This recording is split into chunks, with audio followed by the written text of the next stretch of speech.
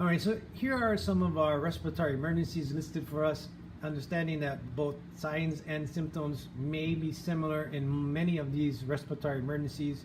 There may even be some overlap in their signs and symptoms to other medical emergencies, as again, dyspnea or difficulty breathing. This complaint of shortness of breath may be universal for a lot of other medical conditions. Again, sort of like someone with a heart attack, somebody suffering from a seizure. So let's talk about your asthma patient. Asthma is a reversible medical emergency. They have hypersensitive lungs, and meaning that these wind passageways and pipes, as they come in from the bronchus down into the bronchioles, these bronchioles are, remember, they have smooth muscle that wraps around these windpipes and passageways.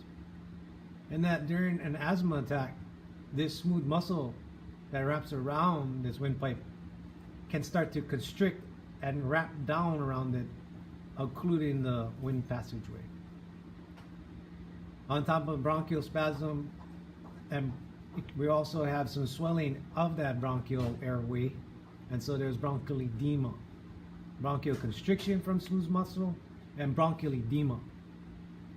We also have increased goblet cell production of mucus, and so there becomes very thick mucus that continues to block and plug and narrow the lumen of the bronchioles. This makes it more difficult for air to come in and air to be exchanged. This means that oxygen is not being delivered to the alveoli and capillary matrix for carbon dioxide to be exchanged with and on the red blood cell. Because of this narrowing of these bronchioles, quite commonly the lung sounds sound like wheezes. These are high-pitched whistling sounds. They can be heard both on inspiration when the person takes a breath and on exhalation when the person exhales. This is a respiratory emergency and is very, if caught early, is very resilient and responsive to medications that relax the smooth muscle causing this bronchial constriction. There are also other medications that we give to dry up those secretions, to open up those wind passageways to allow oxygen and air now to be exchanged down at the alveolar capillary matrix. Quite common medications that patients will be taking would be an inhaler. This is a meter dose inhaler, and the type of medication that they would be inhaling would be albuterol. It is a beta-2 agonist that affects the beta-2 receptor sites on the smooth muscle that allows that bronchioles to be less constricted. They also may be taking another medication called ipratropium or Atrovent. It is a similar to an anticholinergic, and it works at drying up secretions. So it doesn't really dilate, but it dries things up.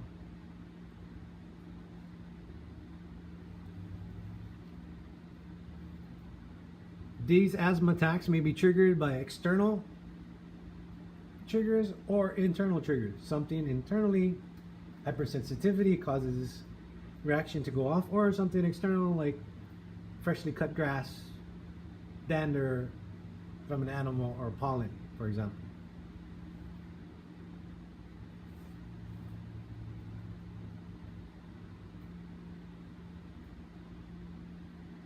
Bronchitis is more of a chronic onset. It really has something to do with people that have been introduced to second-hand tobacco smoke, or they are smokers themselves. The two conditions, chronic bronchitis and emphysema, are closely related here. Sometimes these mix together and we call them chronic obstructive pulmonary disease. Now, to go back to chronic bronchitis, these patients are sometimes of a larger, heavier set, and they retain carbon dioxide. And so we get this indication that we call them blue bloaters. They no longer breathe based on the chemoreceptor of carbon dioxide. They use a hypoxic drive, which means when the levels of oxygen are low, it helps to trigger their breathing apparatus. Now, because of all of the smoking and secondhand maybe transmitted smoking and tobacco smoke, this has scarred up and damaged their windpipes and passageways. And so it's caused the goblet cells to become destroyed and either shut off, and mucus, the cilia, it destroys the cilia and causes the cilia not to excrete and remove the mucus. And these goblet cells tend to hypersecrete. Now, a classic diagnosis for this is having this type of chronic cough and chronic mucus production for 3 consecutive months.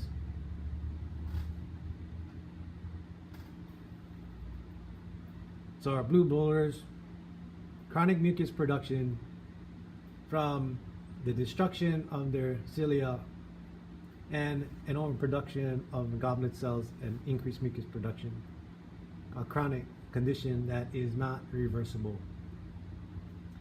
The emphysemic patient, similar to our chronic bronchitis, has a long history of either smoking and tobacco use or have been introduced from secondhand smoke. In this case, the patient presents more of a pink puffer. And when you look at them, the pink puffer is that they have a lot of pursed lip breathing and that they have more of a barrel chest, so that anterior, posterior, and this lateral diameter changes. They no longer have this V-shaped configuration to their torso. It just becomes an equal diameter from front to back, and it's more of a barrel shape, causing the diaphragm then to flatten out. Now, what happens to their windpipes and alveoli?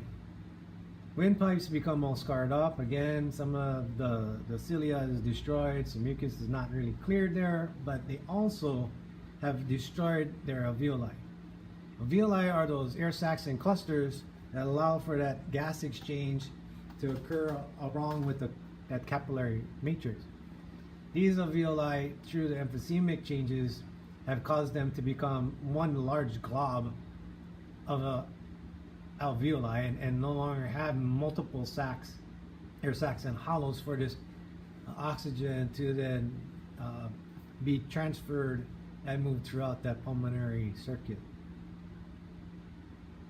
They are pink puffers as they require more oxygen. Their body has upregulated certain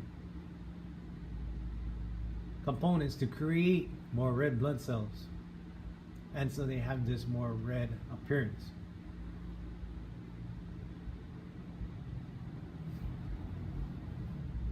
Pulmonary edema is a condition in which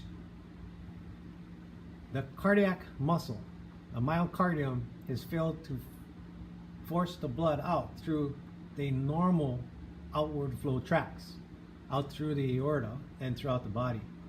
We have a backup or congestion or backward flow from the left ventricle back through the mitral valve and into the left atrium. And as it backs up from the atrium, it's no longer able to clear from the pulmonary vasculature in the lungs. And then it backs up into that capillary matrix and allows that capillaries then to ooze out, causing fluid to build up. This is usually a bilateral event where I'm saying it's happening on both sides of the lung fields, right and left. And it usually happens progressively at the base and works back up. Now, pulmonary edema in and of itself may become an acute presentation as the left ventricle is no longer working in its normal capacity.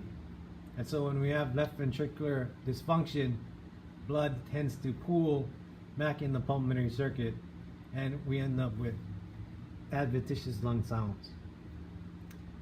And how may this occur? This may occur if the heart is ischemic and suffers an event such as a heart attack.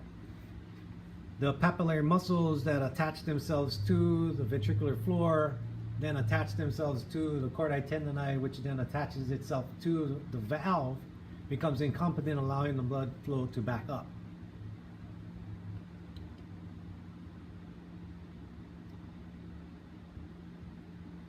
These people have only left-sided heart failure, so it's only on the lungs that it sounds wet. Again, this may be an acute presentation. It may also be acute on chronic, meaning that it just happened to a chronic condition. And the chronic condition that we're looking at, and it's not written there, it's just congestive heart failure. We know that the left-sided heart failure, as in this pulmonary edema, if this left-sided heart failure continues, then it will attribute to the backup and forcing the right side then to fail. And then the right side would fail, and it would then backflow back into the legs, into the liver, and up into the neck veins. Now, someone that has congestive heart failure can also suffer from acute pulmonary edema just because their heart is not functioning appropriately. And again, this left ventricle dysfunction will cause this backflow, and quite commonly you'll hear them say that they can't breathe, and the lung sounds that we're hearing more adventitious. All right, so for now, let's review. So asthma is a reversible illness. It causes bronchospasm, bronchial edema, bronchial constriction, and increased mucus production. It narrows off the windpipes and it causes that whistling sound heard on both inhalation and exhalation. That's wheezing that we're looking for. They're usually prescribed an asthma medication called an inhaler. That inhaler usually contains albuterol or maybe dual neb, such as a Atrovent and albuterol. These people may also have what's called a nebulizer at home that they can use to aerosolize this medication so they can breathe it in. Chronic bronchitis and emphysema are part of the disease process called chronic obstructive pulmonary disease that usually occurs because of tobacco use and smoking or attributed to second-hand exposure. Chronic bronchitis causes this cilia not to work and increased goblet cell mucus production, causing the airways to be thickened with all this mucus, decreasing air passing through. As this narrows, it may have some wheezing. Emphysema, on the other hand, has the destruction of the alveoli, and so the alveolar surface is no longer large, it's just one big globby alveoli, and so we are unable to get oxygen exchange in the capillary alveolar matrix.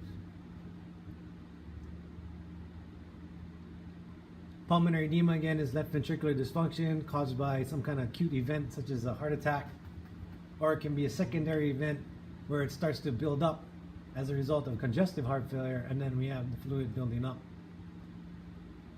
And we would hear crackles or raws. Crackles or raws.